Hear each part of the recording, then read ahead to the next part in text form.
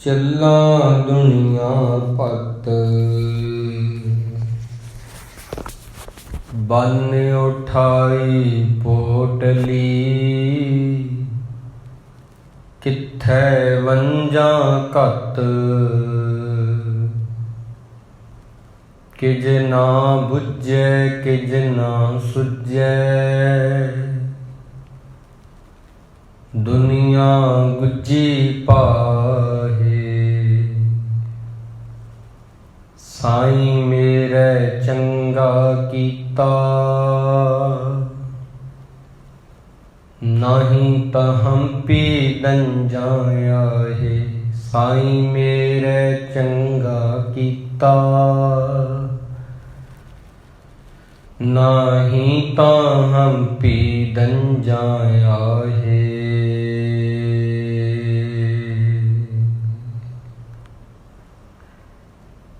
ਸਨਮਾਨਯੋਗ ਗੁਰੂ ਪਿਆਰੀ ਸਾਧ ਸੰਗਤ ਜੀ, ਗਿਆਨ ਦੇ ਸਾਗਰ ਸਾਹਿਬ ਸ੍ਰੀ ਗੁਰੂ ਗ੍ਰੰਥ ਸਾਹਿਬ ਜੀ ਨੇ ਤਰਸ ਕਰਕੇ ਸਾਨੂੰ ਅੰਮ੍ਰਿਤ ਵੇਲੇ ਦੀ ਦਾਤ ਬਖਸ਼ੀ ਹੈ। ਗੁਰਬਾਣੀ ਦੇ ਵਿਚਾਰ ਨੂੰ ਆਰੰਭ ਕੀਤਾ ਜਾਵੇ। ਉਸ ਤੋਂ ਪ੍ਰਥਮ ਪਿਆਰ ਅਦਬ ਸਹਿਤ ਆਖੀਏ ਜੀ, ਵਾਹਿਗੁਰੂ ਜੀ ਕਾ ਖਾਲਸਾ, ਵਾਹਿਗੁਰੂ ਜੀ ਕੀ ਫਤਿਹ। ਅੱਜ ਦਾ ਪਾਵਨ ਹੁਕਮਨਾਮਾ ਗੁਰੂ ਅਮਰਦਾਸ ਜੀ ਮਹਾਰਾਜ ਜੀ, ਤੀਸਰੇ ਗੁਰੂ ਨਾਨਕ ਕਹਿ ਦਈਏ ਤਾਂ ਕੋਈ ਅਤਕਥਨੀ ਨਹੀਂ ਹੋਵੇਗੀ। ਉਹਨਾਂ ਦੀ ਰਸੀਲੀ ਰਸਨਾ ਤੋਂ ਗਾਇਨ ਕੀਤਾ ਹੋਇਆ ਹੈ, ਜੋ ਕਿ ਧਨਾਸਰੀ ਰਾਗ ਦੇ ਵਿੱਚ 666 ਅੰਗ ਦੇ ਉੱਪਰ ਗਿਆਨ ਦੇ ਸਾਗਰ ਬ੍ਰਹਿਮੰਡ ਦੇ ਬਾਦਸ਼ਾਹ ਸ਼੍ਰੀ ਗੁਰੂ ਗ੍ਰੰਥ ਸਾਹਿਬ ਜੀ ਵਿੱਚ ਅੰਕਿਤ ਹੈ, ਦਰਜ ਹੈ। ਗੁਰੂ ਜੀ ਨੇ ਇਸ ਸ਼ਬਦ ਅੰਦਰ ਫਰਮਾਇਆ ਹੈ, ਹਰ ਨਾਮ ਅਚਰਜ ਪ੍ਰਭ ਆਪ ਸੁਣਾਏ, ਕਲੀ ਕਾਲ ਵਿੱਚ ਗੁਰਮੁਖ ਪਾਏ। ਧਨਾਸਰੀ ਮਹੱਲਾ ਤੀਜਾ, ਨਾਵੇ ਕੀ ਕੀਮਤ ਮਿਤ ਕਹੀ ਨਾ ਜਾਏ, ਸੇ ਜਨ ਧਨ ਜਿਨ ਇੱਕ ਨਾਮ ਲਿਵ ਲਾਏ। ਗੁਰਮਤਿ ਸਾਚੀ ਸਾਚਾ ਵਿਚਾਰ, ਆਪੇ ਬਖਸ਼ੇ ਦੇ ਵਿਚਾਰ। ਗੁਰੂ ਅਮਰਦਾਸ ਜੀ ਦਾ ਜੇ ਆਪਾਂ ਖੁਦ ਦਾ ਜੀਵਨ ਦੇਖੀਏ, ਜੋ ਕਿ ਗੁਰੂ ਅੰਗਦ ਦੇਵ ਜੀ ਮਹਾਰਾਜ ਵਾਸਤੇ ਪਾਣੀ ਢੋਣ ਦੀ ਸੇਵਾ ਕਰਦੇ ਰਹੇ। ਪੱਖਾ ਫੇਰੀ ਪਾਣੀ ਢੋਵਾਂ, ਜੋ ਦੇਵੇ ਸੋ ਖਾਈ, ਨਾਨਕ ਗਰੀਬ ਟਹਿ ਪਿਆ ਦੁਆਰੇ, ਰਾਖ ਲਿਹੋ ਸਰਣਾਈ। ਗੁਰੂ ਅਮਰਦਾਸ ਜੀ ਮਹਾਰਾਜ, ਜਿਨ੍ਹਾਂ ਨੂੰ ਲੋਕ ਅਮਰੂ ਕਹਿੰਦੇ ਸੀ, ਦੀਵਾਨਾ ਕਹਿੰਦੇ ਸੀ, ਇਹ ਲਫ਼ਜ਼ ਵਰਤੇ ਜਾਂਦੇ ਸੀ ਕਿ ਇਹ ਕੜਮਾਂ ਦਾ ਪਾਣੀ ਢੋਂਦੇ ਨੇ। ਸਾਰਾ ਦਿਨ ਸਵੇਰ ਤੋਂ ਲੈ ਕੇ ਸ਼ਾਮ ਤੱਕ, ਰਾਤ ਨੂੰ ਵੀ ਨਹੀਂ ਟਿਕਦੇ। ਉਹਨਾਂ ਨੇ ਜਿਹੜੀ ਸੇਵਾ ਕਰਕੇ ਪਦਵੀ ਪਾਈ ਆ, ਅਮਰੂ ਤੋਂ ਅਮਰਦਾਸ ਜੀ ਬਣੇ, ਤੀਸਰੇ ਗੁਰੂ ਨਾਨਕ ਕਹਾਏ ਨੇ। ਗੁਰ ਅਮਰਦਾਸ ਪਰਸੀਐ ਪੌਹਮ ਪਾਤਕ ਬਿਨਾਸੇ, ਗੁਰ ਅਮਰਦਾਸ ਪਰਸੀਐ ਸਿੱਧ ਸਾਧ ਕੇ ਆਸਾਸੇ। ਗੁਰ ਅਮਰਦਾਸ ਪਰਸੀਐ ਧਿਆਨ ਲਹੀਏ ਪਉ ਮੁਕਹੇ। ਗੁਰੂ ਅਮਰਦਾਸ ਜੀ ਮਹਾਰਾਜ ਦੇ ਬਰਕਤਾਂ ਹੋਈਆਂ, ਗੁਰਿਆਈ ਦਾ ਛਤਰ ਝੁੱਲਿਆ। ਤਾਂ ਉਹਨਾਂ ਨੇ ਆਪਣੀ ਬਾਣੀ ਵਿੱਚ ਅੱਜ ਸਾਨੂੰ ਦੱਸਿਆ ਹੈ, ਕਹਿੰਦੇ ਜਿਹੜੇ ਪਰਮਾਤਮਾ ਦਾ ਨਾਮ ਆ ਨਾ, ਪਰਮਾਤਮਾ ਦਾ ਗਿਆਨ ਆ, ਜਿਹੜਾ ਸੂਝ ਬੂਝ ਆ, ਉਹਦੀ ਕੀਮਤ ਮਿਤ ਕਹੀ ਨਾ ਜਾਏ। ਉਹਦੀ ਕੋਈ ਕੀਮਤ ਕਹਿ ਨਹੀਂ ਸਕਦਾ, ਉਹਦੇ ਬਾਰੇ ਕੋਈ ਕੀਮਤ ਤੈਅ ਨਹੀਂ ਕਰ ਸਕਦਾ। ਜਿਵੇਂ ਕਿ ਆਮ ਕੀ ਹੁੰਦਾ, ਕਈ ਦਫਾ ਐਸੇ ਵਪਾਰੀ ਹੁੰਦੇ ਨੇ ਜਿਨ੍ਹਾਂ ਨੂੰ ਹਰ ਚੀਜ਼ ਦੇ ਅਸਲ ਮੁੱਲ ਦਾ ਪਤਾ ਹੁੰਦਾ ਵੀ ਉਹ ਕਿਤਨੇ ਕੁ ਦੀ ਆ। ਉਹ ਜਾਣਦੇ ਹੁੰਦੇ ਨੇ, ਸਮਝਦੇ ਹੁੰਦੇ ਨੇ, ਜਿਸ ਕਰਕੇ ਬਹੁਤੀਆਂ ਚੀਜ਼ਾਂ ਫਿਰ ਉਹਨਾਂ ਕੋਲ ਲੈ ਕੇ ਜਾਈਆਂ ਜਾਂਦੀਆਂ ਨੇ। ਉਹ ਮੁੱਲ ਤੈਅ ਕਰਦੇ ਨੇ ਵੀ ਆਹ ਚੀਜ਼ ਇੰਨੇ ਦੀ ਆ, ਇੰਨੀ ਅਤੇ ਘਸਾਈ ਪੈ ਚੁੱਕੀ ਆ, ਡੈਪਰੀਸ਼ੀਏਸ਼ਨ, ਤੇ ਇੰਨਾ ਇਹਦਾ ਮੁੱਲ ਹੁਣ ਰਹਿ ਗਿਆ। ਪਰ ਨਾਮੇ ਕੀ ਕੀਮਤ ਮਿਤ ਕਹੀ ਨਾ ਜਾਏ। ਨਾਮ ਜਿਹੜਾ ਹੈ ਗੁਰੂ ਦੀ ਬਾਣੀ ਭਾਵ ਕੀ, ਉਹ ਕਿੰਨਾ ਕੁ ਕੀਮਤੀ ਆ, ਇਹ ਗੱਲ ਕੋਈ ਦੱਸ ਨਹੀਂ ਸਕਦਾ। ਕਾਰਨ ਇਹ ਆ ਵੀ ਇਹ ਇਤਨਾ ਬੇਸ਼ਕੀਮਤੀ ਹੈ, ਇਹਦਾ ਕੋਈ ਮੁੱਲ ਨਹੀਂ, ਅਨਮੋਲ ਆ। ਜਿਹੜੀ ਚੀਜ਼ ਦਾ ਮੁੱਲ ਹੀ ਨਹੀਂ ਤੈਅ ਕੀਤਾ ਜਾ ਸਕਦਾ, ਮੁੱਲ ਤਾਰਿਆ ਹੀ ਨਹੀਂ ਜਾ ਸਕਦਾ, ਉਹ ਅਨਮੋਲ ਹੋ ਜਾਂਦੀ ਆ। ਇਹ ਅਨਮੋਲ ਰਤਨ ਹੈ। ਗੁਰਬਾਣੀ ਇਸ ਜਗ ਮੈਂ ਸਾਗਰ, ਸ਼ਾਂਤ ਵਸੈ ਮਨ ਆਏ। ਫਿਰ ਕਹਿੰਦੇ ਸੇ ਜਨ ਧਨ ਜਿਨ ਇੱਕ ਨਾਮ ਲਿਵ ਲਾਏ। ਨਾਮ ਦੀ ਕੀਮਤ ਕਹੀ ਤਾਂ ਨਹੀਂ ਜਾ ਸਕਦੀ, ਪਰ ਜਿਨ੍ਹਾਂ ਨੇ ਇਸ ਨਾਮ ਨੂੰ ਹਿਰਦੇ 'ਚ ਵਸਾਲਿਆ, ਚੇਤੇ ਕੀਤਾ, ਯਾਦ ਕੀਤਾ, ਨਾਮ ਦੇ ਨਾਲ ਲਿਵ ਲਾਈ ਆ, ਉਹਨਾਂ ਨੂੰ ਗੁਰਮਤਿ ਸਾਚੀ ਸਾਚਾ ਵਿਚਾਰ ਆਪੇ ਬਖਸ਼ੇ ਦੇ ਵਿਚਾਰ। ਗੁਰੂ ਨੇ ਉਹਨਾਂ ਨੂੰ ਬਖਸ਼ ਲਿਆ ਹੈ। ਉਹਨਾਂ ਦੀ ਦੁਰਮਤ ਦੂਰ ਕਰਕੇ ਉਹਨਾਂ ਨੂੰ ਗੁਰਮਤ ਦੇ ਦਿੱਤੀ ਆ। ਉਹਨਾਂ ਦੇ ਅੰਦਰ ਸੱਚ ਦਾ ਪ੍ਰਕਾਸ਼ ਹੋ ਗਿਆ, ਤੇ ਨਾਮ ਐਸਾ ਹੈ ਜਿਹਦੇ ਕਰਕੇ ਹੁਣ ਜਿਹਦੇ ਅੰਦਰ ਵਸਿਆ ਉਹਦੀ ਕੀਮਤ ਵੀ ਕਹੀ ਨਹੀਂ ਜਾ ਸਕਦੀ। ਤਾਂ ਕੀਆਂ ਗੱਲਾਂ ਕਥੀਆਂ ਨਾ ਜਾਹੇ, ਜੇ ਕੋ ਕਹੈ ਪਿਛੈ ਪਛਤਾਏ। ਪਹਿਲਾਂ ਪਾਤਸ਼ਾਹ ਜੀ ਨੇ ਆਖਿਆ ਕਿ ਨਾਮ ਦੀ ਕੀਮਤ ਨਹੀਂ ਕਹੀ ਜਾ ਸਕਦੀ। ਫਿਰ ਕਹਿੰਦੇ ਜਿਹਨੇ ਨਾਮ ਹਿਰਦੇ 'ਚ ਵਸਾ ਲਿਆ ਉਹਦੀ ਕੀਮਤ ਕਹੀ ਨਹੀਂ ਜਾ ਸਕਦੀ। ਗੁਰਮਤਿ ਸਾਚੀ ਸਾਚਾ ਵਿਚਾਰ ਆਪੇ ਬਖਸ਼ੇ ਦੇ ਵਿਚਾਰ। ਜਿਹੜੀ ਗੁਰਮਤਿ ਆ, ਗੁਰੂ ਦੀ ਮੱਤ ਆ, ਤੇ ਸੋਹਣੇ ਖਿਆਲ ਹਨ, ਸੱਚੀ ਵਿਚਾਰ ਆ, ਇਹ ਰੱਬ ਨੇ ਆਪ ਕਿਰਪਾ ਕਰਕੇ, ਮਿਹਰ ਕਰਕੇ, ਤਰਸ ਕਰਕੇ ਕਿਸੇ ਜੀ ਨੂੰ ਬਖਸ਼ੀ ਆ।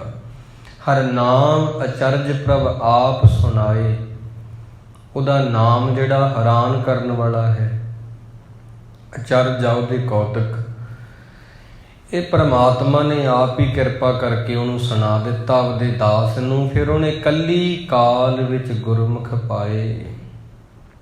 ਆ ਜਿਹੜੀ ਝਗੜਿਆਂ ਵਾਲੀ ਦੁਨੀਆ ਹੈ, ਕਲ ਕਲੇਸ਼ ਵਾਲੀ ਦੁਨੀਆ, ਸੰਸਾਰ ਆ, ਇਹਦੇ ਵਿੱਚ ਗੁਰਮੁਖਾਂ ਨੇ ਹੀ ਐਸੇ ਨਾਮ ਨੂੰ ਸਾਂਭਿਆ ਹੈ, ਹਿਰਦੇ 'ਚ ਸੰਭਾਲਿਆ। ਕੱਲੀ ਕਾਲ ਵਿੱਚ ਗੁਰਮੁਖ ਪਾਏ।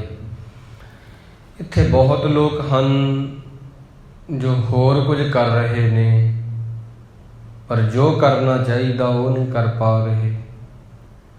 ਇਤਨੀ ਗੁਰੂ ਦੀ ਸਿੱਖਿਆ ਹੋਣ ਦੇ ਬਾਵਜੂਦ ਵੀ, ਇਤਨਾ ਕੁਝ ਹੋਣ ਦੇ ਬਾਵਜੂਦ ਵੀ, ਇਤਨੀਆਂ ਕਿਤਾਬਾਂ ਹੋਣ ਦੇ ਬਾਵਜੂਦ ਵੀ, ਇਤਨੇ ਗ੍ਰੰਥਾਂ ਦੇ ਹੋਣ ਦੇ ਬਾਵਜੂਦ ਵੀ, ਜੇ ਸਨਾਤਨ ਧਰਮ 'ਚ ਦੇਖੀਏ 4 ਵੇਦ ਨੇ, ਰਿਗ ਵੇਦ ਆ, ਜਜਰ ਵੇਦ ਆ, ਅਥਰ ਵੇਦ ਆ, ਸਾਮ ਵੇਦ ਆ, ਕੁਝ ਸਿਮਰਤੀਆਂ ਨੇ, ਪੁਰਾਣ ਨੇ।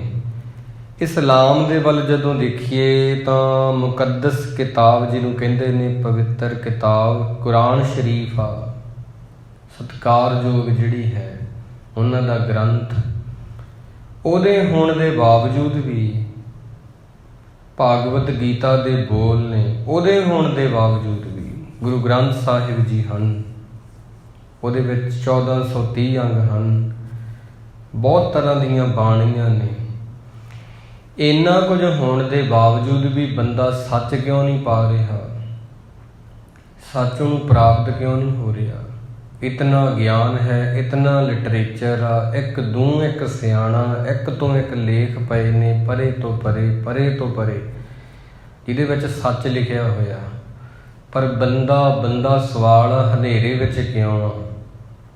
ਬੰਦਾ ਹਨੇਰੇ ਵਿੱਚ ਤਾਂ ਹੈ, ਬੰਦਾ ਸਿਰਫ ਪੜ੍ਹਦਾ ਹੈ, ਬੰਦਾ ਸਿਰਫ ਸੁਣਦਾ ਹੈ।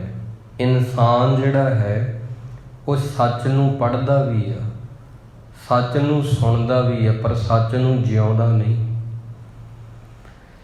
ਕਿਹਾ ਜਾਂਦਾ ਵੀ ਸੱਚ ਨੂੰ ਪੜ੍ਹਨਾ ਬਹੁਤ ਸੌਖਾ। ਗੁਰੂ ਸਾਹਿਬ ਜੀ ਆਸਾ ਦੀ ਵਾਰ ਵਿੱਚ ਕਹਿੰਦੇ ਨੇ, ਕਹਿੰਦੇ ਬਹੁਤ ਲੋਕ ਇੱਥੇ ਪੜ੍ਹ ਗੱਡੀ ਲੱਦੀ ਹੈ, ਪੜ੍ਹ ਭਰੀ ਹੈ ਸਾਥ, ਪੜ੍ਹ ਬੇੜੀ ਪਾਈ ਹੈ, ਪੜ੍ਹ ਗੱਡੀ ਹੈ ਖਾਤ, ਪੜ੍ਹੀਏ ਜੇਤੇ ਬਰਸ ਪੜ੍ਹੀਏ ਜੇਤੇ ਸਾਸ, ਨਾਨਕ ਲਿਖੇ ਇੱਕ ਗੱਲ ਹੋਰ ਹਉਮੈ ਚਖਣਾ ਝਾਕ। ਇੰਨਾ ਪੜ੍ਹ ਕੇ ਕੀ ਨਤੀਜਾ ਨਿਕਲਦਾ, ਕੀ ਰਿਜ਼ਲਟ ਕੱਢਿਆ? ਕਹਿੰਦੇ ਬਸ ਇੱਕ ਗੱਲ ਆ ਜੂਗੀ, ਮੈਂ ਬਹੁਤ ਪੜ੍ਹਿਆ, ਇੰਨਾ ਪੜ੍ਹਿਆ ਕਿ ਹਉਮੈ ਆ ਜੂਗੀ, ਮੈਂ ਆ ਜੂਗੀ, ਹੋਰ ਨਹੀਂ ਕੁਝ ਆਉਂਦਾ ਬੰਦੇ ਨੂੰ। ਪੜ੍ਹ ਕੇ ਵੀ ਬੰਦਾ ਉੱਥੇ ਦਾ ਉੱਥੇ ਹੀ ਆ। ਸੁਣ ਕੇ ਮਹਾਰਾਜ ਕਹਿੰਦੇ ਕਿਆ ਪੜ੍ਹੀਏ ਕਿਆ ਗੁਣੀਏ, ਕਿਆ ਵੇਦ ਪਰਾਨਾ ਸੁਣੀਏ, ਪੜ੍ਹੇ ਸੁਣੇ ਕਿਆ ਹੋਈ, ਜੋ ਸਹਿਜ ਨਾ ਮਿਲਿਓ ਸੋਈ। ਬਹੁਤ ਲੋਕ ਨੇ ਜੋ ਸੁਣਦੇ ਹਨ ਗੁਰੂ ਦੀਆਂ ਗੱਲਾਂ ਨੂੰ ਜਾਂ ਹੋਰ ਧਾਰਮਿਕ ਜਿੰਨੇ ਵੀ ਚੰਗੀਆਂ ਗੱਲਾਂ ਨੂੰ, ਪਰ ਸਹਿਜ ਨਾ ਮਿਲਿਓ ਸੋਈ, ਸਹਿਜ ਉਹਨਾਂ ਨੂੰ ਵੀ ਪ੍ਰਾਪਤ ਨਹੀਂ ਹੋਇਆ। ਕਾਰਨ ਉਹਦਾ ਇਹ ਆ ਕਿ ਜੋ ਅਸੀਂ ਪੜ੍ਹਦੇ ਹਾਂ, ਜੋ ਅਸੀਂ ਸੁਣਦੇ ਹਾਂ, ਉਹਨੂੰ ਅਮਲ ਦੇ ਵਿੱਚ ਨਹੀਂ ਲਿਆ ਪਾਉਂਦੇ, ਉਹਨੂੰ ਜ਼ਿੰਦਗੀ 'ਚ ਕਮਾ ਨਹੀਂ ਪਾਉਂਦੇ।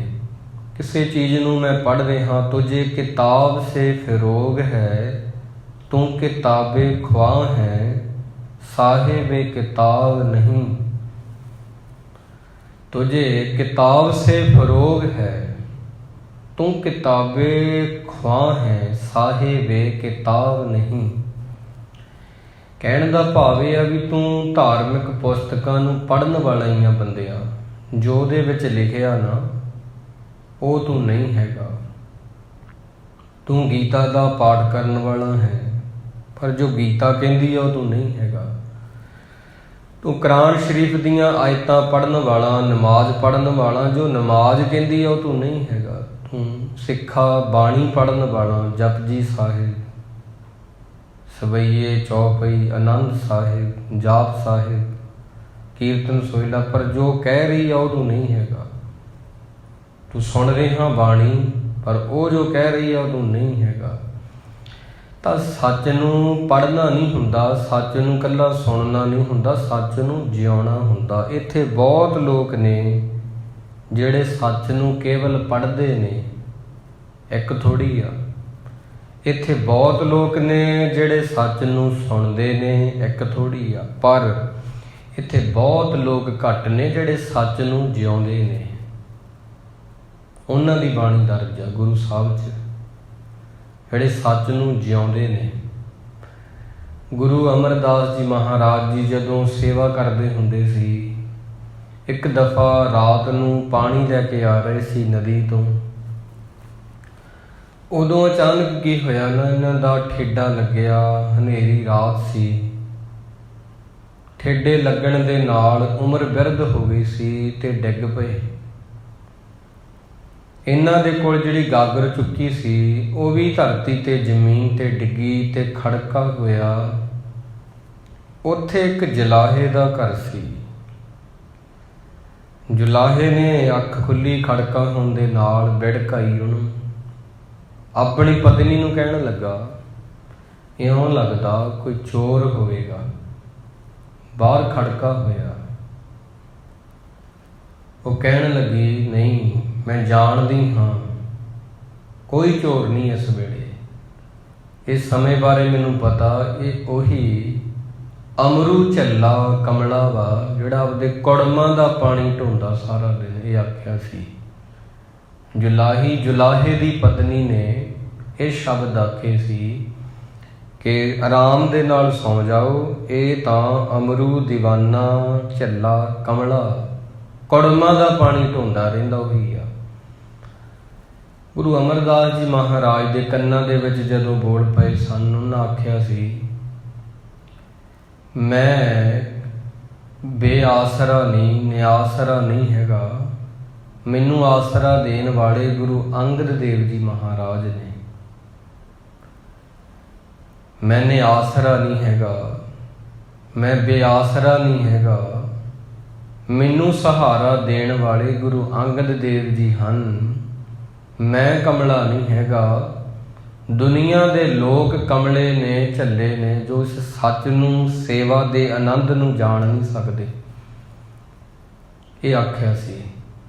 ਕਹਿੰਦੇ ਜੋ ਮੈਨੂੰ ਕਹਿੰਦੇ ਨੇ ਉਹ ਕਮਲੇ ਨੇ, ਪਰ ਉਹ ਸੱਚ ਨੂੰ ਜਾਣ ਨਹੀਂ ਸਕਦੇ, ਉਹ ਸੱਚ ਤੋਂ ਕੋਹਾਂ ਦੀ ਦੂਰੀ ਤੇ ਨੇ। ਜਦੋਂ ਐਵੇਂ ਆਖਿਆ ਸੀ, ਇਹ ਜੁਲਾਹੀ ਜਿਹੜੀ ਸੀ, ਇਹਦੀ ਪਤਨੀ ਜੁਲਾਹੇ ਦੀ, ਉਦੋਂ ਹੀ ਅਗਲੇ ਪਲ ਹੀ ਇਹਨੇ ਕਮਲਿਆਂ ਵਾਲੀਆਂ, ਦੀਵਾਨਿਆਂ ਵਾਲੀਆਂ ਹਰਕਤਾਂ ਕਰਨੀਆਂ ਸ਼ੁਰੂ ਕਰ ਦਿੱਤੀਆਂ। ਤਵਾਜ਼ਨ ਖੋ ਬੈਠੀ ਆਪਣਾ। ਗੁਰੂ ਅਮਰਦਾਸ ਜੀ ਦੇ ਬਚਨਾਂ ਦੇ ਕਰਕੇ ਅਗਲੇ ਦਿਨ ਫਿਰ ਗੁਰੂ ਅੰਗਦ ਦੇਵ ਜੀ ਦੇ ਦਰਬਾਰ ਵਿੱਚ ਆ ਕੇ ਬਖਸ਼ੇ ਗਏ। ਗੁਰੂ ਮਹਾਰਾਜ ਸੱਚੇ ਪਾਤਸ਼ਾਹ ਜੀ ਦਾ ਜਿਹੜਾ ਜੀਵਨ ਹੈ ਨਾ, ਉਹਦੇ ਵਿੱਚ ਅਨੰਤ ਸਾਖੀਆਂ ਨੇ ਤਰ੍ਹਾਂ ਤਰ੍ਹਾਂ ਦੀਆਂ, ਜਿਹੜੀਆਂ ਸਾਡੇ ਜੀਵਨ ਨੂੰ ਬਦਲਣ ਦੀ ਸਮਰੱਥਾ ਰੱਖਦੀਆਂ ਨੇ। ਪਰ ਇਤਨਾ ਕੁਝ ਹੋਣ ਦੇ ਬਾਵਜੂਦ ਵੀ ਇਨਸਾਨ ਜਿਹੜਾ ਹੈ, ਉਹਦਾ ਹਨੇਰੇ 'ਚ ਰਹਿਣਾ ਇੱਕ ਹੈਰਾਨੀ ਭਰਿਆ ਸਵਾਲ ਹੈ। ਗੁਰਬਾਣੀ ਸੱਚ ਹੈ, ਗੁਰਬਾਣੀ ਦੇ ਅਰਥ ਉਹ ਵੀ ਸੱਚ ਨੇ, ਗੁਰਬਾਣੀ ਦਾ ਕੀਰਤਨ ਉਹ ਵੀ ਸੱਚ ਆ, ਗੁਰਬਾਣੀ ਦੀ ਕਥਾ, ਕਹਾਣੀਆਂ, ਸਾਖੀਆਂ, ਵਿਚਾਰਾਂ ਇਹ ਵੀ ਸੱਚ ਨੇ। ਪਰ ਬੰਦਾ ਇਤਨਾ ਕੁਝ ਹੋਣ ਦੇ ਬਾਵਜੂਦ ਵੀ ਹਨੇਰੇ ਵਿੱਚ ਕਿਉਂ ਭਟਕਦਾ? ਸਵਾਲ ਇਸ ਗੱਲ ਦਾ ਭਰਮ ਪੈਦਾ ਹੁੰਦਾ, ਇੱਕ ਹੈਰਾਨੀ ਭਰਿਆ ਹੈ। ਬਸ ਇਹੀ ਕਹਿਣਾ ਪਵੇਗਾ ਕਿ ਇਨਸਾਨ ਸੁਣਨਾ ਚਾਹੁੰਦਾ, ਪੜ੍ਹਨਾ ਚਾਹੁੰਦਾ, ਬਸ ਆਪਦੀ ਹਉਮੈ ਵਾਸਤੇ ਕੁਝ ਸਿੱਖਣਾ ਨਹੀਂ ਚਾਹੁੰਦਾ। ਸੁਣੇ ਹੋਏ ਤੋਂ, ਪੜ੍ਹੇ ਹੋਏ ਤੋਂ ਅੱਗੇ ਨਹੀਂ ਵਧਣਾ ਚਾਹੁੰਦਾ। ਸੁਣ ਕੇ ਉੱਥੇ ਹੀ ਛੱਡ ਦਿੰਦਾ ਹੈ, ਕਮਾਉਂਦਾ ਨਹੀਂ। ਪੜ੍ਹ ਕੇ ਹਉਮੈ ਆ ਜਾਂਦੀ ਆ। ਨਾਨਕ ਲੇਖੈ ਇੱਕ ਗੱਲ, ਹੋਰ ਹਉਮੈ ਚੱਕਣਾ ਝਾਕ। ਸੋ ਗੁਰੂ ਸਾਹਿਬ ਨੂੰ ਕਹਿਣਾ ਪਿਆ, ਹਮ ਮੂਰਖ ਮੂਰਖ ਮਨ ਮਾਹੇ, ਹਉਮੈ ਵਿੱਚ ਸਭ ਕਾਰ ਕਮਾਹੇ। ਕਹਿੰਦੇ ਪਾਤਸ਼ਾਹ ਜੀ ਅਸੀਂ ਮੂਰਖ ਹਾਂ, ਸਾਡਾ ਮਨ ਵੀ ਮੂਰਖ ਆ। ਜੋ ਵੀ ਕਰਦੇ ਹਾਂ ਉਹ ਹਉਮੈ ਦੇ ਵਿੱਚ ਹੀ ਕਰਦੇ ਹਾਂ।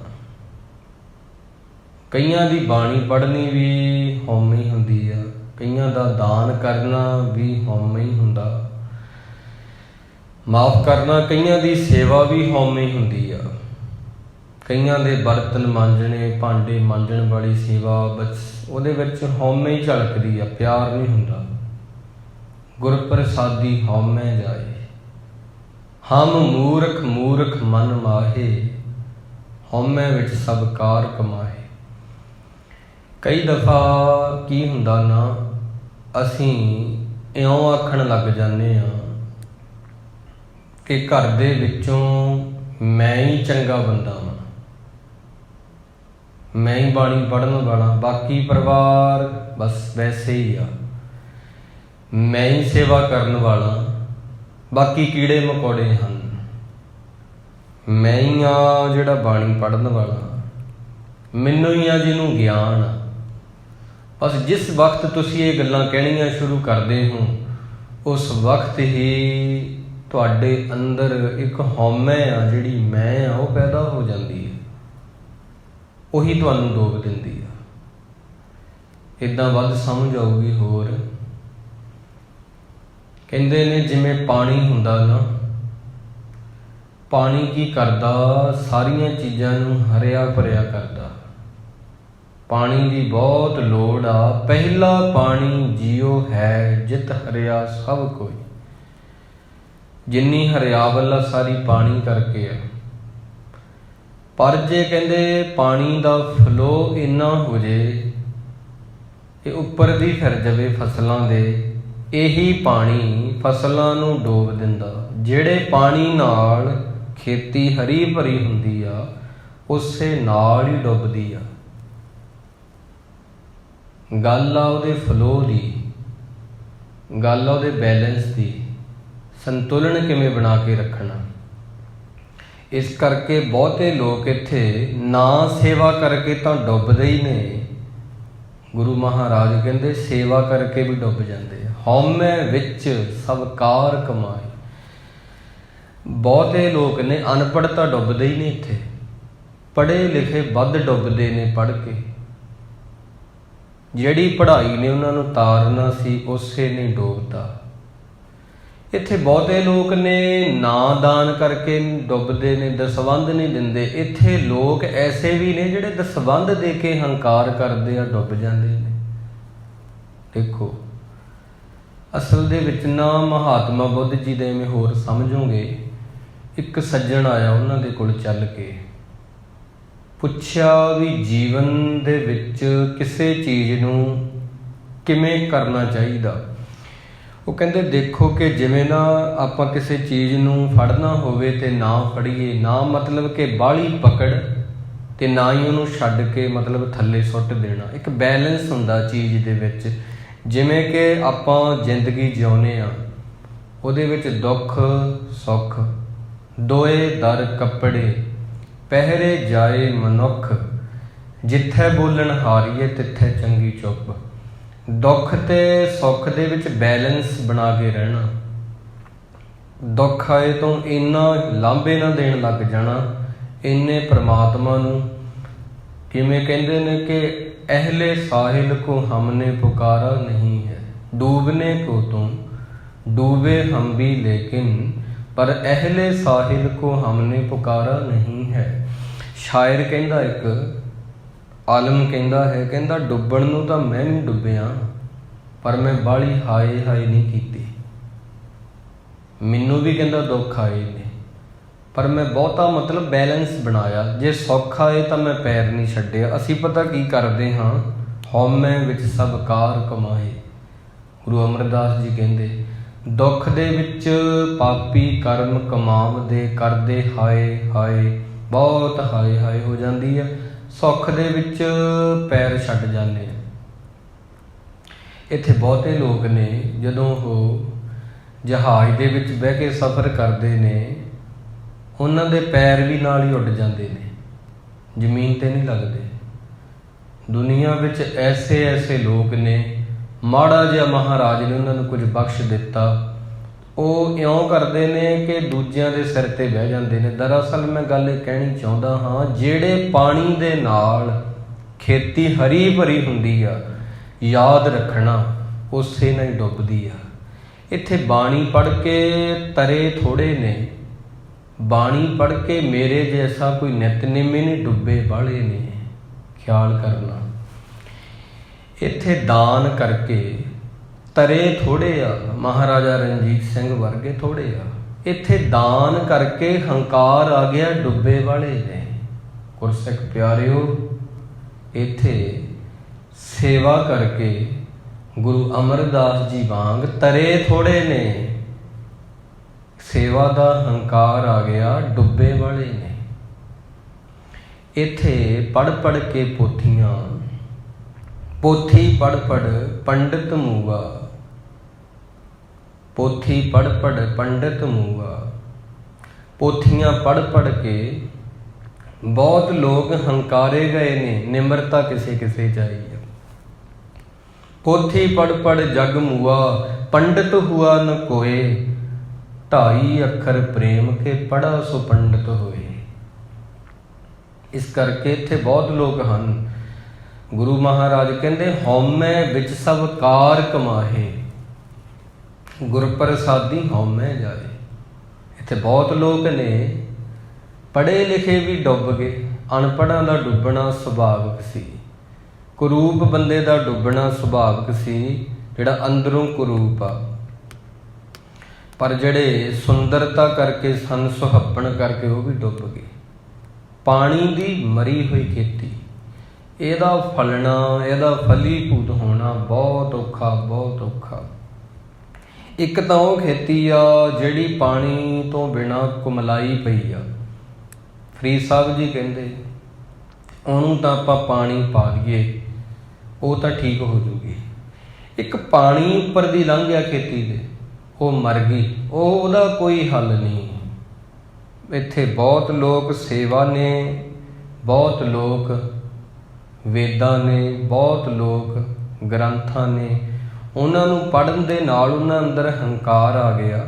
ਦਾਨ ਕਰਕੇ ਹੰਕਾਰ, ਸੇਵਾ ਕਰਕੇ ਹੰਕਾਰ, ਪੜ੍ਹ ਕੇ ਹੰਕਾਰ, ਕੁਝ ਕਰਕੇ ਹੰਕਾਰ ਆ ਗਿਆ, ਜਿਹਦੇ ਕਰਕੇ ਉਹ ਜਿਹਨੇ ਤਾਰਨਾ ਸੀ ਜਿਹੜੀ ਚੀਜ਼ ਨੇ, ਉਹਨੇ ਡੋਬਤਾ, ਉਸਨੇ ਹੀ ਡੋਬਤਾ। ਅਸਲ 'ਚ ਨਾ ਬੰਦੇ ਦੇ ਅੰਦਰ ਕੁਰੂਪਤਾ ਦੇ ਫੁੱਲ ਵੀ ਖਿੜਦੇ ਨੇ, ਬੰਦੇ ਅੰਦਰ ਕੰਡੇ ਵੀ ਨੇ, ਬੰਦੇ ਅੰਦਰ ਫੁੱਲ ਵੀ ਨੇ, ਬੰਦੇ ਅੰਦਰ ਚਿੱਕੜ ਵੀ ਆ, ਬੰਦੇ ਅੰਦਰ ਪੰਖੜੀਆਂ ਵੀ ਖਿੜ ਸਕਦੀਆਂ ਕਮਲ ਦੀਆਂ। ਬੰਦੇ ਦੇ ਅੰਦਰ ਸ਼ੈਤਾਨ ਆ, ਬੰਦੇ ਦੇ ਅੰਦਰ ਹੀ ਭਗਵਾਨ ਆ। ਇਵੇਂ ਵੱਧ ਸਮਝ ਆਊਗੀ ਤੁਹਾਨੂੰ। ਬੰਦੇ ਦੇ ਅੰਦਰ ਹੀ ਗੁਰੂ ਸਾਹਿਬ ਜੀ ਕਹਿੰਦੇ ਗੁਰ ਪ੍ਰਸਾਦੀ ਹਉਮੈ ਜਾਏ, ਹਉਮੈ ਵਿੱਚ ਸਭ ਕਾਰ ਕਮਾਏ। ਹੰਕਾਰ ਹੀ ਬੰਦੇ ਦਾ ਨਰਕ ਆ, ਨਿਮਰਤਾ ਹੀ ਬੰਦੇ ਦਾ ਸਵਰਗ ਆ। ਸਵਰਗ ਕੋਈ ਹੋਰ ਨਹੀਂ, ਨਿਮਰਤਾ 'ਚ ਰਹਿਣਾ ਹੀ ਸਵਰਗ ਆ। ਨਰਕ ਕੋਈ ਹੋਰ ਨਹੀਂ, ਹੰਕਾਰ 'ਚ ਜਿਉਣਾ ਹੀ ਨਰਕ ਆ। ਕਹਿੰਦੇ ਜਿਹੜਾ ਇੱਕ ਵਿਦਵਾਨ ਨੇ ਬੜਾ ਸੁੰਦਰ ਲਿਖਿਆ ਵਾ, ਕਹਿੰਦੇ ਜਿਹੜਾ ਹੰਕਾਰ ਤੋਂ ਮੁਕਤ ਆ ਨਾ, ਉਹਦੇ ਲਈ ਹਰ ਜਗ੍ਹਾ ਸਵਰਗ ਆ। ਜਿਹੜੇ ਬੰਦੇ 'ਚ ਹੰਕਾਰ ਨਹੀਂ, ਉਹ ਜਿੱਥੇ ਮਰਜ਼ੀ ਚਲਾ ਜਾਵੇ, ਦੇਸ਼ 'ਚ, ਪੰਜਾਬ ਦੀ ਧਰਤੀ 'ਤੇ, ਉਹਦੇ ਲਈ ਇਹ ਸਵਰਗ ਆ। ਉਹ ਵਿਦੇਸ਼ ਗਿਆ, ਉਹਦੇ ਲਈ ਉਹ ਸਵਰਗ ਆ। ਉਹ ਸ਼ਹਿਰ 'ਚ ਰਹਿ ਰਿਹਾ, ਸ਼ਹਿਰ ਸਵਰਗ ਆ। ਪਿੰਡ 'ਚ ਆ, ਪਿੰਡ ਸਵਰਗ ਆ। ਜਿਹੜੇ ਬੰਦੇ 'ਚ ਹੰਕਾਰ ਆ, ਉਹ ਜਿੱਥੇ ਵੀ ਜਾਊਗਾ, ਉਹ ਨਰਕ ਨੂੰ ਨਾਲ ਲੈ ਕੇ ਜਾਊਗਾ। ਨਰਕ ਸਵਰਗ ਕੋਈ ਬਾਹਰ ਨਹੀਂ, ਸਾਡੇ ਅੰਦਰ ਹੀ ਆ। ਜਿਹੋ ਜਿਹੇ ਅੰਦਰ ਹਾਂ, ਉਹੋ ਜਿਹੀ ਚੀਜ਼ ਨੂੰ ਅਸੀਂ ਹਰ ਜਗ੍ਹਾ ਲੈ ਕੇ ਜਾਂਦੇ ਹਾਂ। ਕਈ ਬੰਦਿਆਂ ਨੂੰ ਜਿੱਥੇ ਮਰਜ਼ੀ ਛੱਡ ਦਿਓ, ਉਹ ਉਸ ਧਰਤੀ ਨੂੰ ਨਰਕ ਬਣਾ ਦਿੰਦੇ ਨੇ, ਉਹਨਾਂ ਦੇ ਅੰਦਰ ਨਰਕ ਆ। ਕਈ ਬੰਦੇ ਐਸੇ ਨੇ, ਉਹਨਾਂ ਨੂੰ ਜਿੱਥੇ ਮਰਜ਼ੀ ਛੱਡ ਦਿਓ, ਉਹ ਹਰ ਜਗ੍ਹਾ ਨੂੰ ਸਵਰਗ ਬਣਾ ਦਿੰਦੇ ਨੇ। ਇਸ ਕਰਕੇ ਗੁਰੂ ਮਹਾਰਾਜ ਕਹਿੰਦੇ ਬੰਦੇ ਅੰਦਰ ਸ਼ੈਤਾਨ, ਬੰਦੇ ਅੰਦਰ ਭਗਵਾਨ। ਅੱਗੇ ਕਹਿੰਦੇ ਨੇ ਆਪੇ ਬਖਸ਼ੇ ਲਏ ਮਲਾਈ। ਗੁਰੂ ਸਾਹਿਬ ਕਿਰਪਾ ਕਰਦੇ ਨੇ, ਜਦੋਂ ਤਰਸ ਆਉਂਦਾ ਉਹਨਾਂ ਨੂੰ ਕਿਸੇ ਸਿੱਖ ਤੇ, ਉਹਨੂੰ ਬਖਸ਼ ਲੈਂਦੇ ਨੇ, ਆਪਣੇ ਨਾਲ ਮਿਲਾ ਲੈਂਦੇ ਨੇ। ਵਿਖਿਆ ਕਾ ਧਨ ਬਹੁਤ ਅਭਿਮਾਨ, ਹੰਕਾਰ ਡੂਬੇ ਨਾ ਪਾਵੇ ਮਾਣ। ਕਹਿੰਦੇ ਬੰਦਾ ਉਹਨਾਂ ਚੀਜ਼ਾਂ ਦਾ ਮਾਣ ਕਰਦਾ ਜਿਹੜੀਆਂ ਕਿ ਉਹਦੀਆਂ ਹੈ ਹੀ ਨਹੀਂ। ਬੰਦਾ ਉਹਨਾਂ ਚੀਜ਼ਾਂ ਦਾ ਮਾਣ ਕਰਦਾ ਜੋ ਤਨ ਉਪਜਿਆ ਸੰਗ ਹੀ, ਸੋ ਵੀ ਸੰਗ ਨਾ ਹੋਇਆ। ਕਹਿੰਦੇ ਧਨ ਭੂਮ ਕਾ ਜੋ ਕਰੇ ਗੁਮਾਨ, ਸੋ ਮੂਰਖ ਅੰਧਾ ਅਗਿਆਨ। ਕਰ ਕਿਰਪਾ ਜਿਸ ਕੈ ਹਿਰਦੈ ਗਰੀਬੀ ਵਸਾਵੇ, ਨਾਨਕ ਇਹਾਂ ਮੁਕਤ ਆਗੇ ਸੁਖ ਪਾਵੇ। ਗੁਰਦੇਵ ਜੀ ਕਹਿੰਦੇ ਨੇ, ਕਹਿੰਦੇ ਧਨ ਦੌਲਤ ਦਾ, ਭੂਮ ਹੁੰਦਾ ਜ਼ਮੀਨ, ਕਾ ਜੋ ਕਰੇ ਗੁਮਾਨ, ਗੁਮਾਨ ਫਿਰ ਹੁੰਦਾ ਹੰਕਾਰ। ਕਹਿੰਦੇ ਉਹ ਬੰਦਾ ਬਹੁਤ ਮੂਰਖ ਆ ਮੇਰੀ ਨਿਗਾਹ 'ਚ। ਗੁਰੂ ਅਰਜਨ ਦੇਵ ਜੀ ਕਹਿੰਦੇ ਨੇ, ਜੋ ਇੱਕ ਤਾਂ ਪੈਸੇ ਦਾ ਹੰਕਾਰ ਕਰਦਾ, ਧਨ, ਦੂਜਾ ਜ਼ਮੀਨ ਦਾ ਹੰਕਾਰ ਕਰਦਾ। ਤੇ ਸੱਚ ਜਾਣਨਾ, ਬੰਦੇ ਨੂੰ ਜਿਤਨਾ ਜ਼ਮੀਨ ਦਾ ਤੇ ਬੰਦੇ ਨੂੰ ਜਿਤਨਾ ਪੈਸੇ ਦਾ ਹੰਕਾਰ ਹੁੰਦਾ, ਇੰਨਾ ਹੋਰ ਚੀਜ਼ ਦਾ ਹੁੰਦਾ ਹੀ ਨਹੀਂ ਕਿਸੇ ਦਾ। ਧਨ ਭੂਮ ਕਾ ਜੋ ਕਰੇ ਗੁਮਾਨ, ਸੋ ਮੂਰਖ ਅੰਧਾ ਅਗਿਆਨ। ਬੰਦੇ ਦੀ ਇੱਕ ਚਲਾਕੀ ਜਸਵੰਤ ਸਿੰਘ ਜੀ ਪਰਵਾਨਾ ਲਿਖਦੇ ਨੇ ਆਪਣੀ ਪੁਸਤਕ ਦੇ ਵਿੱਚ, ਆਪਣੀ ਕਥਨੀ ਦੇ ਵਿੱਚ। ਕਹਿੰਦੇ ਬਹੁਤ ਚਲਾਕ ਆ, ਬੜੇ ਸਿਆਣੇ ਪੁਰਸ਼ ਨੇ ਉਹ, ਕਥਾਵਾਚਕ ਨੇ ਬੜੇ ਪਿਆਰੇ। ਕਹਿੰਦੇ ਜੇ ਇਹਨੂੰ ਮੈਂ ਪੁੱਛਾਂ ਕਿਸੇ ਬੰਦੇ ਨੂੰ ਸਾਰੀ ਧਰਤੀ ਕਿਹਨੇ ਬਣਾਈ ਆ, ਉਦੋਂ ਕਹੂਗਾ ਰੱਬ ਨੇ। ਕਹਿੰਦੇ ਜੇ ਮੈਂ ਪੁੱਛਾਂ ਉਹ ਪਲਾਟ ਕਿਹਦਾ, ਜੇ ਉਹਦੇ ਪਲਾਟ ਵੱਲ ਜਿਹੜਾ ਉਹਨੇ ਖਰੀਦਿਆ ਹੁੰਦਾ ਕਹੂਗਾ ਇਹ ਮੇਰਾ ਘਰ, ਇਹ ਮੇਰਾ। ਵੀ ਤੇਰਾ ਘਰ ਤੇ ਤੇਰਾ ਪਲਾਟ ਕਿਸੇ ਹੋਰ ਗ੍ਰਹਿ ਤੇ ਆ, ਉਹ ਕਹਿੰਦੇ ਨੇ ਉਹ ਵੀ ਤਾਂ ਉਸੇ ਧਰਤੀ ਤੇ ਹੀ ਆ। ਜਦੋਂ ਪੁੱਛਦੇ ਆ ਸਾਰੀ ਧਰਤੀ ਕਿਹਨੇ ਸਾਜੀ ਆ, ਰੱਬ ਨੇ। ਪਲਾਟ ਕਿਹਦਾ ਪੁੱਛੋ ਕਹੂਗਾ ਮੇਰਾ। ਇਹੀ ਬਸ ਬੰਦੇ ਦੀਆਂ ਚਲਾਕੀਆਂ ਨੇ। ਧਨ ਭੂਮ ਕਾ ਜੋ ਕਰੇ ਗੁਮਾਨ, ਸੋ ਮੂਰਖ ਅੰਧਾ ਅਗਿਆਨ। ਉਹ ਮੂਰਖ ਵੀ ਆ, ਅੰਧਾ ਵੀ ਆ, ਅਗਿਆਨ ਵੀ ਆ। ਫਿਰ ਅੱਗੇ ਕਹਿੰਦੇ ਨੇ ਕਰ ਕਿਰਪਾ ਜਿਸ ਕੈ ਹਿਰਦੈ ਗਰੀਬੀ ਵਸਾਵੇ। ਕੋਈ ਹੁੰਦਾ ਗਰੀਬੀ, ਇਹਨੂੰ ਕਹਿੰਦੇ ਨੇ ਗਰੀਬੀ ਪੈਸੇ ਦੀ ਗਰੀਬੀ ਦੀ ਗੱਲ ਨਹੀਂ ਕਰ ਰਹੇ ਮਹਾਰਾਜ। ਮੇਰਾ ਮੁਝ ਮੈਂ ਕਿਛ ਨਹੀਂ, ਇਹ ਕਹਿਣਾ ਜੋ ਕਿਛ ਹੈ ਸੋ ਤੇਰਾ, ਤੇਰਾ ਤੁਝ ਕੋ ਸੌਂਪ ਤੇ ਕਿਆ ਲਾਗੇ ਮੇਰਾ। ਸਦੀਆਂ ਦੇ ਵਿੱਚ ਕੋਈ ਇੱਕ ਅੱਧਾ ਹੀ ਪੈਦਾ ਹੁੰਦਾ ਜਿਹੜਾ ਐਵੇਂ ਕਹਿੰਦਾ ਹੈ। ਕਬੀਰ ਜੀ ਵਾਂਗ ਕਹਿੰਦੇ ਉਹ ਫਿਰ ਹੰਕਾਰ ਡੂਬੇ ਨਾ ਪਾਵੇ ਮਾਨ, ਵਿਖਿਆ ਕਾ ਧਨ ਬਹੁਤ ਅਭਿਮਾਨ। ਧਨ ਭੂਮ ਕਾ ਜੋ ਕਰੇ ਗੁਮਾਨ, ਸੋ ਮੂਰਖ ਅੰਧਾ ਅਗਿਆਨ। ਇੱਕ ਤਾਂ ਜ਼ਮੀਨ ਦਾ ਮਾਣ, ਇੱਕ ਤਾਂ ਪੈਸੇ ਦਾ ਮਾਣ। ਵਿਖਿਆ ਕਾ ਧਨ ਬਹੁਤ ਅਭਿਮਾਨ, ਹੰਕਾਰ ਡੂਬੇ ਨਾ ਪਾਵੇ ਮਾਣ। ਇਹੋ ਜਿਹੇ ਬੰਦੇ, ਜਿਹੜੀ ਚੀਜ਼ ਨੇ ਪੌੜੀ ਬਣਨਾ ਸੀ, ਜਿਹੜੀ ਚੀਜ਼ ਨੇ ਬੰਦੇ ਨੂੰ ਹਰਾ ਭਰਾ ਕਰਨਾ ਸੀ, ਜਿਹੜੇ ਪਾਣੀ ਨੇ, ਉਹੀ ਫਲੋ 'ਚ ਹੋ ਗਿਆ, ਓਵਰਫਲੋ। ਬੰਦਾ ਉਹਦੇ ਨਾਲ ਹੀ ਡੁੱਬ ਗਿਆ। ਜਿਹੜੇ ਪੈਸੇ ਨੂੰ ਵੇਖ ਕੇ ਸ਼ੁਕਰ ਕਰਨਾ ਸੀ ਮਾਲਕਾ, ਇਹ ਅੱਜ ਹੈ ਕੱਲ੍ਹ ਪਤਾ ਨਹੀਂ ਹੋਣਾ ਕਿ ਨਹੀਂ ਹੋਣਾ।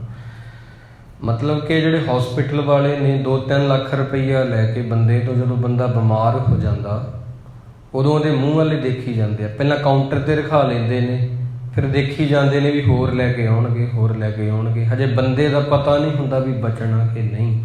ਧਨ ਭੂਮ ਕਾ ਜੋ ਕਰੇ ਗੁਮਾਨ, ਸੋ ਮੂਰਖ ਅੰਧਾ ਅਗਿਆਨ। ਗੁਰੂ ਸਾਹਿਬ ਕਹਿੰਦੇ ਮੇਰੀ ਨਿਗਾਹ ਦੇ ਵਿੱਚ ਉਹ ਬੰਦਾ ਜਿਹੜਾ ਜ਼ਮੀਨ ਦਾ ਹੰਕਾਰ ਕਰਦਾ ਜਾਂ ਪੈਸੇ ਦਾ ਹੰਕਾਰ ਕਰਦਾ, ਉਹ ਮੂੜ ਆ, ਮਹਾ ਮੂੜ ਆ। ਭਾਵ ਕਿ ਮੂਰਖਾਂ ਦਾ ਸਰਦਾਰ ਹੈ। ਕਰ ਕਿਰਪਾ ਜਿਸ ਕੈ ਹਿਰਦੈ ਗਰੀਬੀ ਵਸਾਵੇ, ਨਾਨਕ ਇਹਾਂ ਮੁਕਤ ਆਗੇ ਸੁਖ ਪਾਵੇ। ਬਿਲਕੁਲ ਇਹੀ ਪੰਕਤੀਆਂ ਇੱਥੇ ਨੇ, ਇਹ ਹੁਕਮਨਾਮੇ 'ਚ ਇਵੇਂ ਨੇ। ਹੰਕਾਰ ਡੁੱਬੇ, ਹੰਕਾਰ ਦੇ ਨਾਲ ਡੁੱਬ ਜਾਂਦਾ ਬੰਦਾ। ਨਾ ਪਾਵੇ ਮਾਣ, ਉਹਨੂੰ ਫਿਰ ਮਾਣ ਨਹੀਂ ਮਿਲਦਾ। ਆਪ ਛੋੜ ਸਦਾ ਸੁਖ ਹੋਈ। ਜਿਹੜਾ ਆਪਦੇ ਆਪ ਨੂੰ, ਆਪੇ ਨੂੰ ਛੱਡਦਾ, ਆਪਦੀ ਮੈਂ ਨੂੰ ਛੱਡਦਾ, ਉਹਨੂੰ ਸਦਾ ਵਾਲਾ ਸੁੱਖ ਮਿਲਦਾ। ਪਰ ਇਹ ਕਿਵੇਂ ਛੱਡੀ ਜਾਂਦੀ ਆ? ਅੱਗੇ ਉਹਦਾ ਉੱਤਰ ਵੀ ਆ, ਗੁਰਮਤਿ ਸਾ ਲਾਹੀ ਸੱਚ ਸੋਈ। ਗੁਰੂ ਦੀ ਮੱਤ ਦੇ ਦੁਆਰਾ ਉਹਨੂੰ ਸਲਾਹ ਕੇ ਇਹੋ ਜਿਹਾ ਬੰਦਾ ਸੱਚ ਦੇ ਨੇੜੇ ਹੁੰਦਾ। ਆਪੇ ਸਾਜੇ ਕਰਤਾ ਸੋਏ, ਤਿਸ ਬਿਨ ਦੂਜਾ ਵਰ ਨ ਕੋਏ। ਉਹ ਆਪ ਹੀ ਸਾਜਣ ਵਾਲਾ ਕਰਤਾ ਜਿਹੜਾ ਹੈ, ਉਹ ਤੋਂ ਬਿਨਾਂ ਦੂਜਾ ਕੋਈ ਹੋਰ ਨਹੀਂ। ਜਦੋਂ ਇਸ ਗੱਲ ਦਾ ਗਿਆਨ ਹੁੰਦਾ ਬੰਦੇ ਨੂੰ, ਫਿਰ ਸਾਰੀਆਂ ਚੀਜ਼ਾਂ ਇੱਕ ਦੀਆਂ ਲੱਗਦੀਆਂ ਨੇ, ਆਪਣੀਆਂ ਨਹੀਂ ਲੱਗਦੀਆਂ। ਜਦੋਂ ਇਸ ਗੱਲ ਦਾ ਬੰਦੇ ਨੂੰ ਪਤਾ ਲੱਗਦਾ, ਆਪੇ ਸਾਜੇ, ਸਾਰਾ ਕੁਝ ਉਹਦਾ ਸਾਜਿਆ ਹੋਇਆ। ਜਿਹੜੀ ਮੇਰੇ ਕੋਲ ਜ਼ਮੀਨ ਆ, ਇਹ ਵੀ ਉਹਦੀ ਆ। ਜਿਹੜੇ ਮੇਰੇ ਸਾਹ ਨੇ, ਇਹ ਵੀ ਉਹਦੇ ਨੇ। ਫਿਰ ਬੰਦਾ ਮੇਰੀ ਤੇਰੀ ਛੱਡ ਕੇ ਉਹ ਸਾਜਣ ਵਾਲੇ ਨਾਲ ਜੁੜਦਾ। ਜਿਸ ਸੱਚ ਲਾਗੇ ਸੋਈ ਲਾਗੈ, ਨਾਨਕ ਨਾਮ ਸਦਾ ਸੁਖ ਆਗੈ। ਕਹਿੰਦੇ ਜਿਸ ਬੰਦੇ ਦੇ ਅੰਦਰ ਸੱਚ ਹੋਵੇ, ਜਿਹੜਾ ਬੰਦਾ ਸੱਚ ਨਾਲ ਲੱਗਿਆ ਵਾ, ਜੁੜਿਆ ਵਾ, ਸੱਚ ਦੇ ਨਾਲ ਇੱਕ ਮਿਕ ਹੋ ਗਿਆ। ਦੇਖੋ ਸੱਚ ਨੂੰ ਪੜ੍ਹਨ ਵਾਲੇ ਬਹੁਤ ਨੇ, ਸੱਚ ਨੂੰ ਸੁਣਨ ਵਾਲੇ ਬਹੁਤ ਨੇ, ਸੱਚ ਨੂੰ ਕਹਿਣ ਵਾਲੇ ਬਹੁਤ ਨੇ। ਇਹਨਾਂ ਦੀ ਮਹਿਮਾ ਨਹੀਂ ਹੈਗੀ ਇੰਨੀ। ਸੱਚ ਕਹਿਣ ਵਾਲੇ ਇੱਥੇ ਬਹੁਤ ਆ, ਸੱਚ ਸੁਣਨ ਵਾਲੇ ਬਹੁਤ ਆ, ਸੱਚ ਲਿਖਣ ਵਾਲੇ ਬਹੁਤ ਆ। ਸੱਚ ਨੂੰ ਜਿਨ੍ਹਾਂ ਨੇ ਜੀਵਿਆ ਉਹ ਬਹੁਤ ਥੋੜ੍ਹੇ ਨੇ। ਜਿਸ ਸੱਚ ਲਾਏ ਸੋਈ ਲਾਗੈ, ਉਹ ਬਿਰਲਾ ਬੰਦਾ ਕਿਵੇਂ ਬਣਿਆ? ਉੱਤੇ ਕਿਰਪਾ ਹੋਈ ਆ ਗੁਰੂ ਨਾਨਕ ਦੀ। ਉਹਨੂੰ ਸੱਚ ਦੇ ਨਾਲ ਲਾ ਦਿੱਤਾ, ਜੋੜ ਦਿੱਤਾ, ਉਹਦੇ ਅੰਦਰ ਸੱਚ ਆ ਗਿਆ। ਨਾਨਕ ਨਾਮ ਸਦਾ ਸੁਖ ਆਗੈ। ਉਹ ਸ਼ੈਤਾਨ ਤੋਂ ਭਗਵਾਨ ਹੋ ਗਿਆ, ਜਿਉਂਦਿਆਂ ਜੀ ਮੁਕਤ ਹੋਇਆ। ਮਰਨ ਤੋਂ ਬਾਅਦ ਤਾਂ ਭਗਤ ਬੇਣੀ ਜੀ ਕਹਿੰਦੇ ਲਾਸ਼ ਵੀ ਚੰਗੀ ਨਹੀਂ ਲੱਗਦੀ ਤੇ ਮੁਕਤੀ ਕਿਹਨੇ ਦੇਖਣੀ ਆ।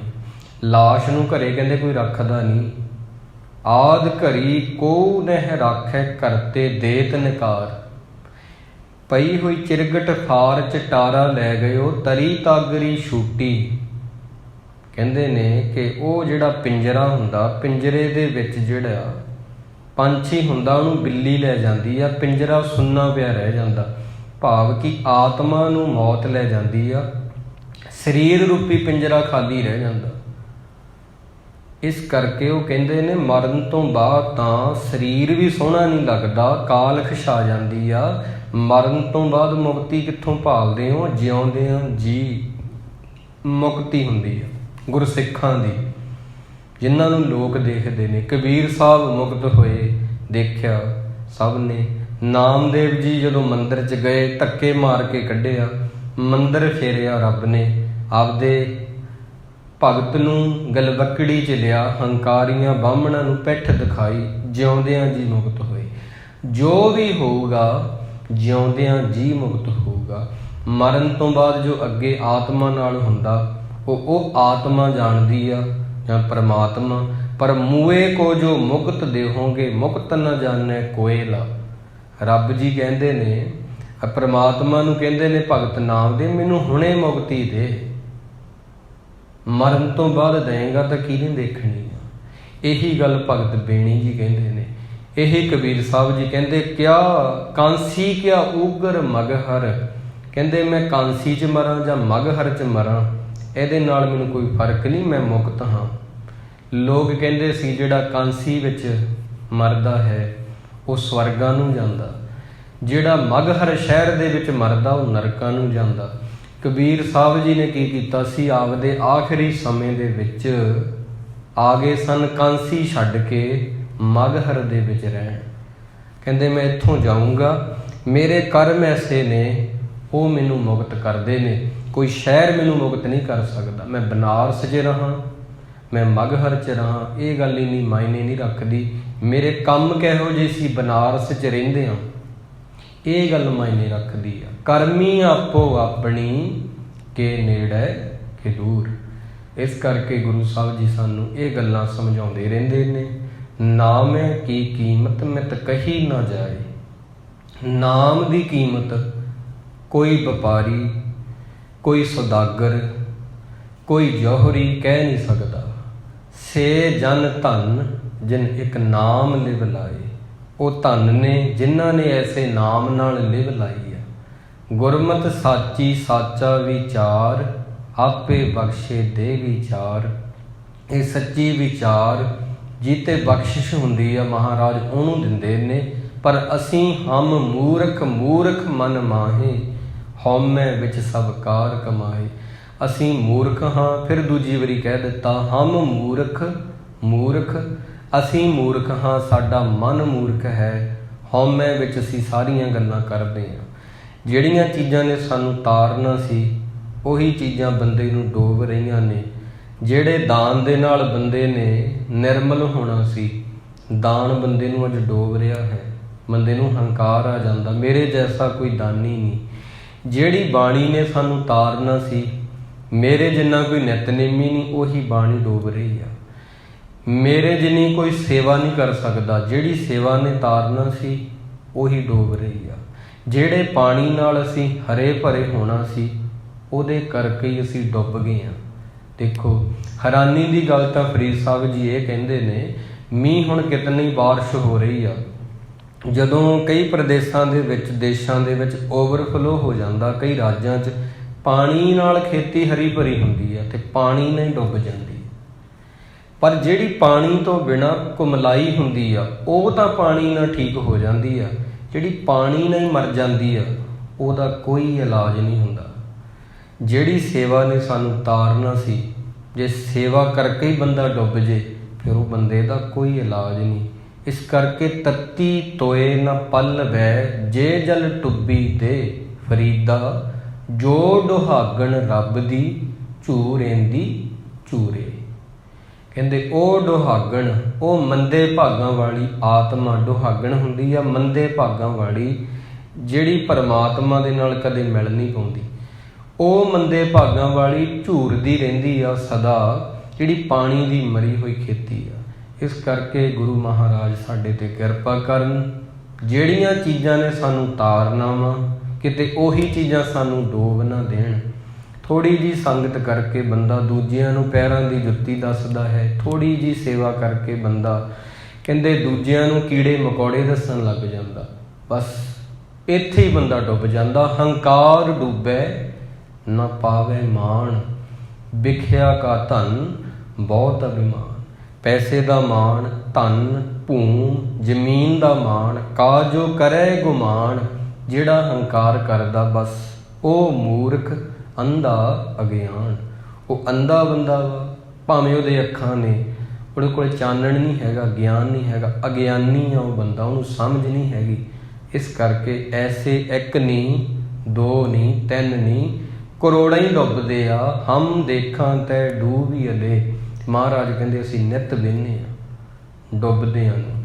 ਇੱਕ ਅਰਦਾਸ ਹੀ ਕਰੀਏ, ਬੜਾ ਸੋਹਣਾ ਸ਼ਬਦ ਹੈ, ਮੋਹ ਕੋ ਤਾਰ ਲੈ ਰਾਮਾ ਤਾਰ ਲੈ।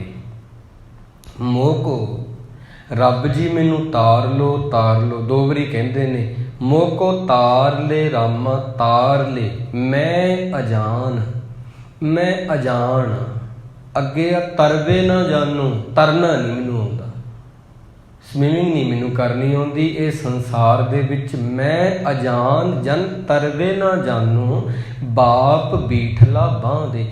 ਬੀਠਲ ਰੱਬ ਨੂੰ ਕਹਿੰਦੇ ਆ। ਰੱਬ ਦੇ ਓਨੇ ਨਾਮ ਆ ਜਿੰਨੇ ਰੱਬ ਦੇ ਭਗਤ ਨੇ। ਜੇ ਤੁਸੀਂ ਕੋਈ ਪਿਆਰ ਨਾਲ ਰੱਬ ਨੂੰ ਨਾਮ ਲਓਗੇ ਨਾ, ਉਹ ਵੀ ਰੱਬ ਨੇ ਆਪਦਾ ਨਾਮ ਰੱਖ ਲੈਣਾ। ਇਹ ਰੱਬ ਦੀ ਖਾਸੀਅਤ ਆ। ਬੀਠਲ ਰੱਬ ਦਾ ਨਾਮ ਆ।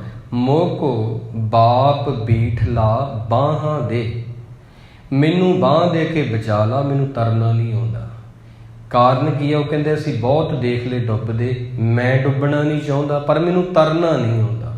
ਤੇ ਤੁਸੀਂ ਮੈਨੂੰ ਤਾਰ ਸਕਦੇ ਹੋ। ਆਪਦੀ ਬਾਂਹ ਗੁਰੂ ਨਾਨਕ ਜੀ ਨੂੰ ਫੜਾਓ। ਇਸ ਕਰਕੇ ਬੇਨਤੀ ਕਰਿਆ ਕਰੋ, ਮਹਾਰਾਜ ਜਿੰਨੀ ਵੀ ਅਸੀਂ ਕਰਦੇ ਹਾਂ ਧਰਮ ਦੇ ਕਰਮ, ਉਹਦਾ ਸਾਨੂੰ ਕਦੇ ਹੰਕਾਰ ਨਾ ਹੋਵੇ, ਨਿਮਰਤਾ 'ਚ ਸਾਡਾ ਜੀਵਨ ਆਵੇ, ਸੋਹਣੀ ਸਾਡੀ ਜ਼ਿੰਦਗੀ ਹੋਵੇ। ਅਗਲਾ ਜੀਵਨ ਜਿਹੜਾ ਹੈ ਉਹ ਹੋਵੇ ਜਿਵੇਂ ਗੁਰੂ ਤੂੰ ਚਾਹੁੰਦਾ ਹੈ। ਇੰਨੀਆਂ ਕੁ ਬੇਨਤੀਆਂ ਨੂੰ ਆਪ ਜੀ ਸਵੀਕਾਰ ਕਰੋ। ਗੁਰੂ ਮਹਾਰਾਜ ਗੁਰੂ ਅਮਰਦਾਸ ਜੀ ਦੀ ਸ਼ਾਨ ਬਹੁਤ ਉੱਚੀ ਸੁੱਚੀ ਹੈ ਜੀ। ਬੋਲਦਿਆਂ ਇੱਕ ਨਹੀਂ, ਨਾਨਾ ਪ੍ਰਕਾਰ ਦੀਆਂ ਭੁੱਲਾਂ ਹੋ ਗਈਆਂ ਹਨ। ਗੁਰੂ ਦੀ ਸੰਗਤ ਤੇ ਸਤਿਗੁਰੂ ਜੀ ਬਖਸ਼ਿੰਦ ਪਿਤਾ ਹਨ, ਬਖਸ਼ ਲੈਣ ਜੀ। ਅੱਗੇ ਵਾਸਤੇ ਅਸੀਸ ਬਖਸ਼ੋ। ਆਓ ਹੁਣ ਆਪਾਂ ਸਾਰੇ ਰਲ ਮਿਲ ਕੇ ਉਸ ਅਕਾਲ ਪੁਰਖ ਸੱਚੇ ਪਾਤਸ਼ਾਹ ਜੀ ਨੂੰ ਚੇਤੇ ਕਰੀਏ ਤੇ ਆਪਣੇ ਜੀਵਨ ਨੂੰ ਅੰਦਰੋਂ ਸੋਹਣਾ ਬਣਾਈਏ।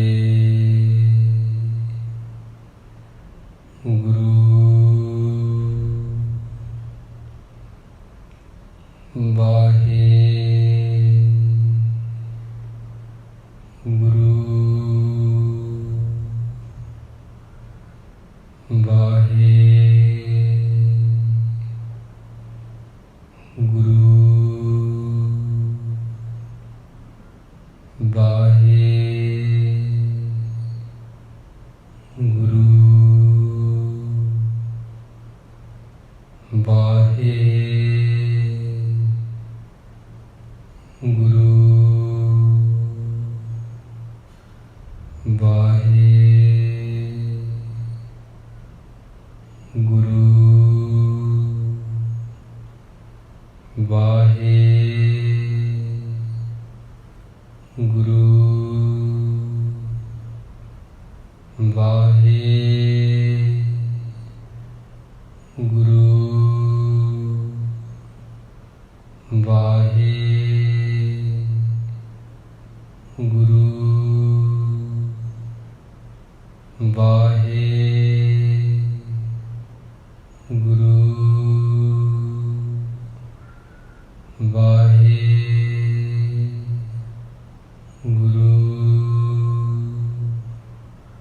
ਵਾਹਿ ਗੁਰੂ ਵਾਹਿ ਗੁਰੂ ਵਾਹਿ ਗੁਰੂ ਵਾਹਿ ਗੁਰੂ ਵਾਹਿ ਗੁਰੂ ਵਾਹਿ ਗੁਰੂ ਵਾਹਿ ਗੁਰੂ ਵਾਹਿ ਗੁਰੂ ਵਾਹਿ ਗੁਰੂ ਵਾਹਿ ਗੁਰੂ ਵਾਹਿ ਗੁਰੂ ਵਾਹਿ ਗੁਰੂ ਵਾਹਿ